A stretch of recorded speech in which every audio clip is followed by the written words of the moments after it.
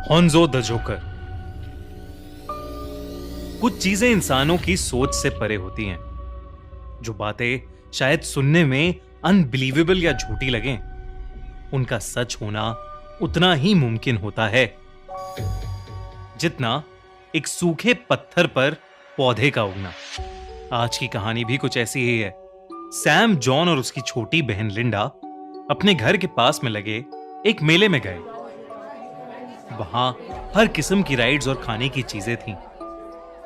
घूमते घूमते वो मेले में एक ऐसी जगह पहुंचे जहां पर कोई नहीं था। बस सामने एक बड़ा सा टेंट लगा था जिसके ऊपर एक वार्निंग जैसा कुछ लिखा था, यू डोंट वांना मीट हॉन्जो। यानी हॉन्जो से ना मिलने में ही भलाई है। उस टेंट के आगे लगे स्पीकर्स से एक बहुत ही डरावनी जोकर की हंसी की आवाजें आ रही थी। लिंडा तो उस टेंट को देखकर ही डर गई और जॉन ने भी अपने कदम पीछे कर लिए। पर सैम थोड़ा अलग नेचर का था। उसको हर चीज में खुद को बड़ा दिखाना बेहद पसंद था। उसने जॉन और लिंडा का मजाक उड़ाया और उस टेंट की तरफ बढ़ने लगा। उस टेंट की एंट्री के पास पहुंचते ही एक मोटा सा आदमी रंग बिरंगा कोट पहने सैम के सामने आ गया। उसने अपने मुंह में एक जलती सिगार रखी हुई थी। उसने सैम को देखते ही मुस्कुराते हुए कहा, सही दरवाजा चुनोगे तो तुम आजाद हो, पर अगर गलत चुनोगे तो तुम्हें हॉन्जो मिलेगा। इतना कहकर वो आदमी जोरों से हंसने लगा। अब सैम उस क्रीपी आदमी से मिलकर थोड़ा घबराने लगा था। ऐसा अजीब आदमी उसने पहले कभी नहीं देखा था। उसने पीछे मुड़कर जॉन को ढूंढा और जैसे ही वो वापस घूमा, वो आदमी उसके पीछे से कहीं और चला गया।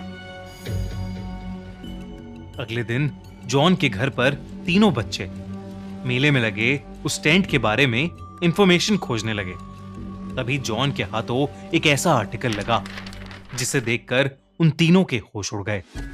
उसमें लिखा था कि करीबन 50 साल पहले हॉन्जो नाम का एक जोकर बहुत फेमस हुआ करता था और वो अपने सभी करतब सिगार पीते हुए करता था। एक दिन उसकी सिगार की वजह से ही उसके टेंट में आग लग गई और वो खुद ही उस आग में जलकर मर गया।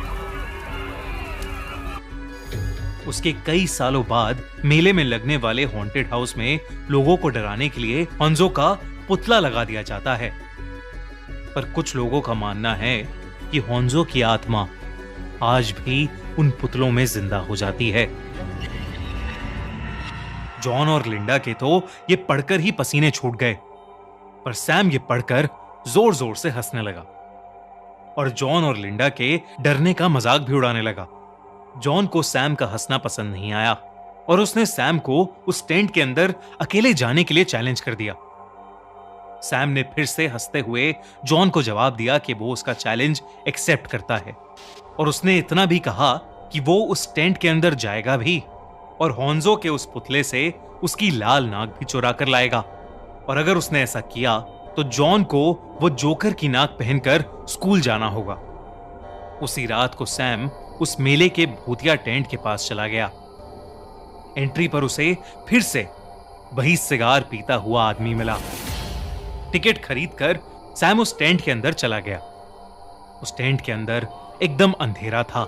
पहले सैम को बहुत से अजीबोगरीब शीशे दिखे और तरह तरह के डरा देने वाले पुतले भी।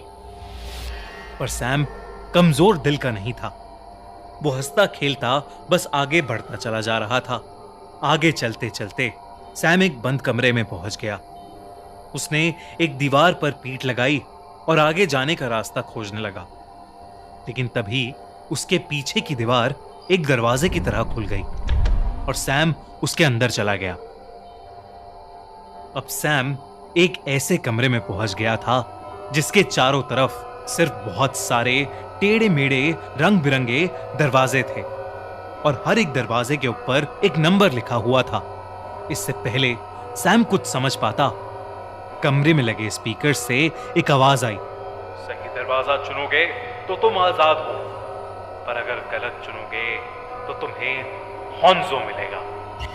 सैम 3 नंबर दरवाजे के पास गया और उसने जैसे ही उसे खोला, वो रास्ता बंद था और वहां कुछ भी नहीं था।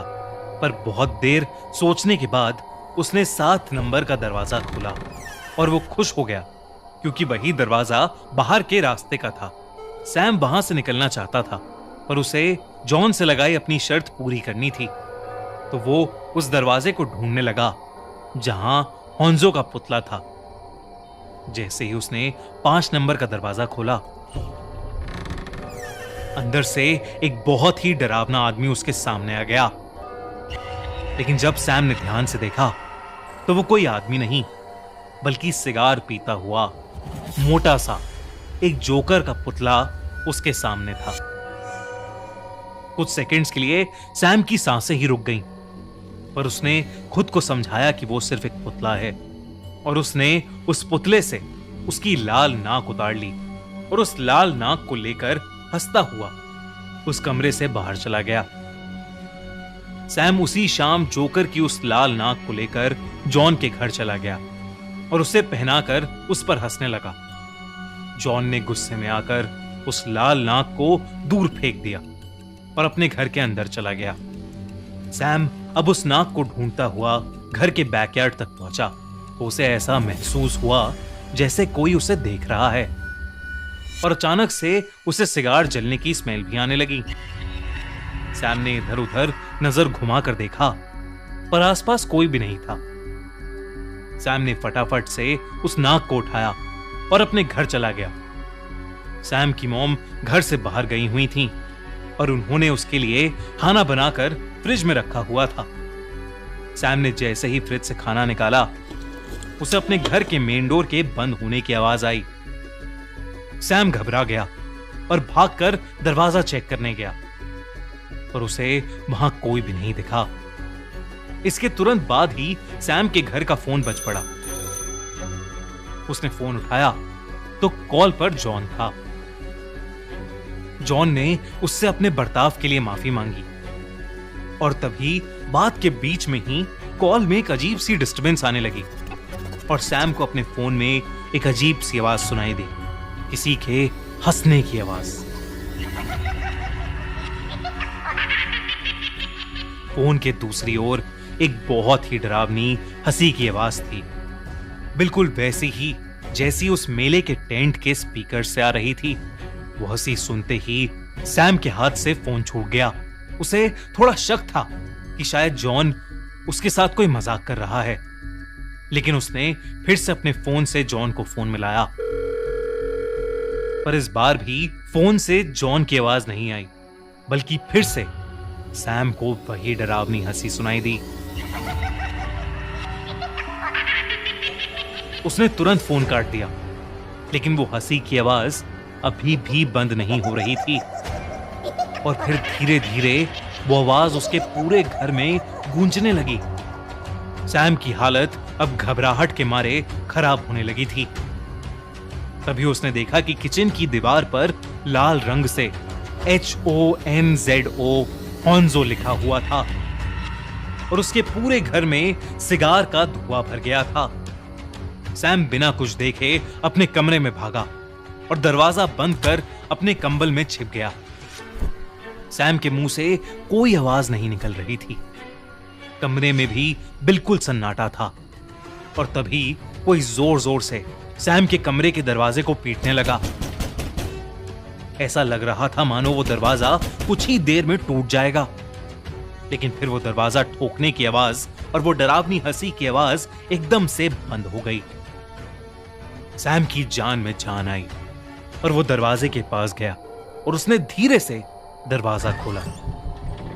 वहां कोई नहीं था, लेकिन फिर जैसे ही सैम ने अपने कमरे की तरफ दरवाजा वापस बंद किया, उसके होश उड़ गए।